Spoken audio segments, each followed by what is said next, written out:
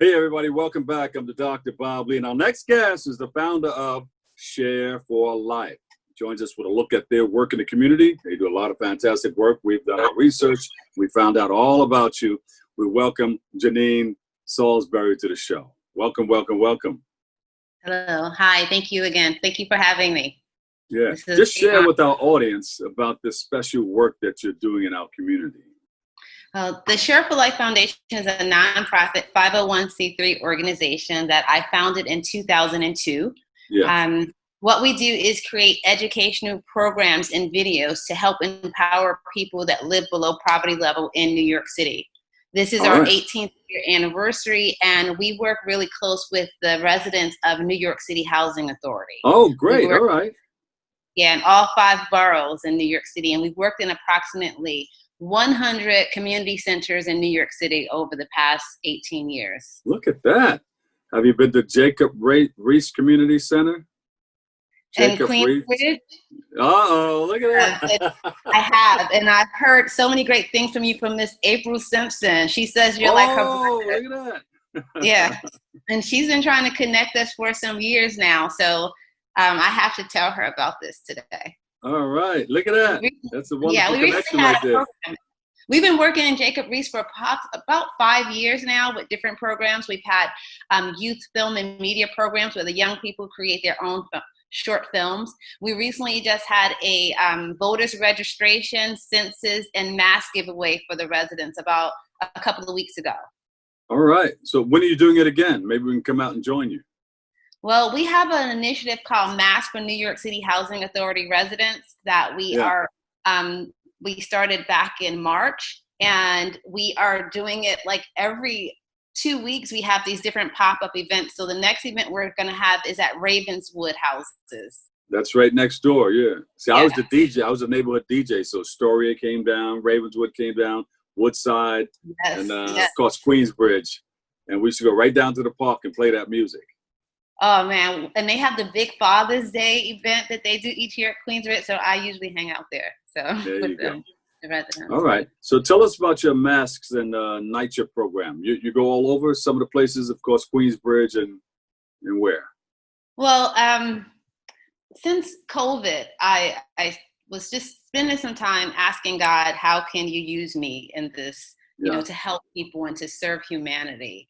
And the thought came up to provide masks for residents of New York City Housing Authority. And there's approximately 500,000 residents that live in New York City Housing Authority. And I'm like, God, how am I going to do that? You know, this is kind of like, I don't know how, but stepping out of faith and believing God, I put together like a proposal of what this will look like. And the next day I saw Governor Cuomo had an initiative for 500,000 masks for NYCHA. The very next day that I put it in the universe.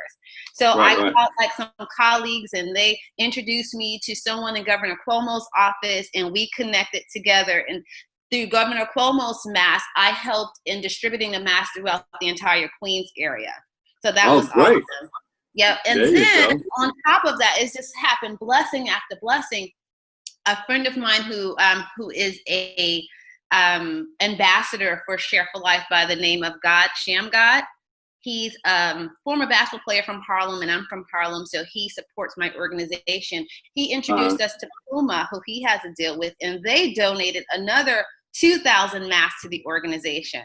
So we've been getting more masks to give away, and we also got a sponsor from Ravenswood Generating Station that's near Queensbridge, and they donated to the organization to give away masks in that area that they're located. So it's just been blessing after blessing. So we're going to continue this throughout the year to give masks out because, as you know, the coronavirus is not going anywhere. You know, it's here. Yeah, it seems like unfortunately it's going to be with us for a while.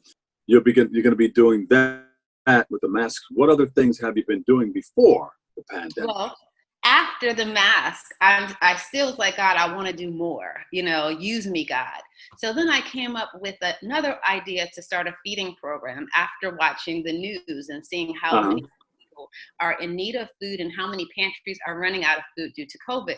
So I'm like, okay, I've never done this before, how to? And so you got a few programs you're working on, all right. A few. So as soon as I put it out into the universe, again, another miracle. A friend of mine who works at an organization, her name is Priscilla Willis. She works at an organization called Drive Change that provides young people who have any type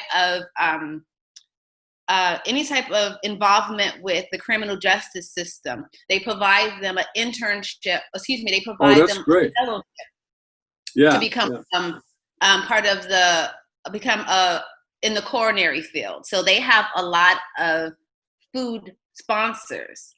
So when I told her about this food program, she said, oh my goodness, we've been trying to get this program that we're doing at Marcy Houses because they're right across the street from Marcy. Yeah. I'm like, oh, wow, that's easy. Let me call the president of Marcy, because one thing Share for Life does, we have a lot of connections with the resident association presidents. We're deeply rooted in the community. And the resident association presidents, as you know, they're the pulse of the community. They know everything that's going on.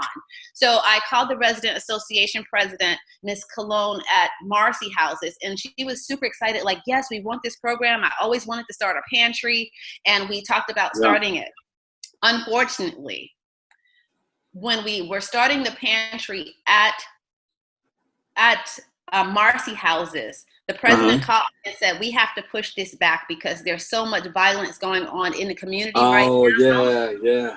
That there's gun violence. She said there's gang violence between Tompkin Houses and Marcy Houses. You don't know in the middle of the day if the firecrackers going off, if they're firecrackers or gunshots. And she said it's just not safe. There were a little bit of both, yeah. And it really hurt my heart for so many reasons. Number one, because we know the people who are joining the gangs are Black and brown, young teenagers, and they're killing each other, and the Black on Black crime is increasing, as we have been seeing all over the news. And then what about the residents that live in the community, the senior citizens, the kids that have to live through this? And it was just so sad, and I just was asking God, and I cried for some time, and just asking, what can I do? So now I'm starting a youth program. Through Share for Life, the Youth Council and Youth Committee is a new program that we're looking to start. And we're looking to do a youth town hall also that I'm going to be launching soon. So I would love to share with you more information about that as well. So you're going to be launching it. When is it going to launch? Well, I'm hoping to launch early next week. However, the feeding program did launch 2 weeks ago, and we had to replace Marcy Houses, but we replaced it with Grant Houses, St. Nicholas Houses, and Edenwald Houses. Thank you for all that you're doing, and keep us abreast of what's going on, and perhaps we can come out and join you. I would love that. I certainly would, because, I didn't start off always having as much faith, and,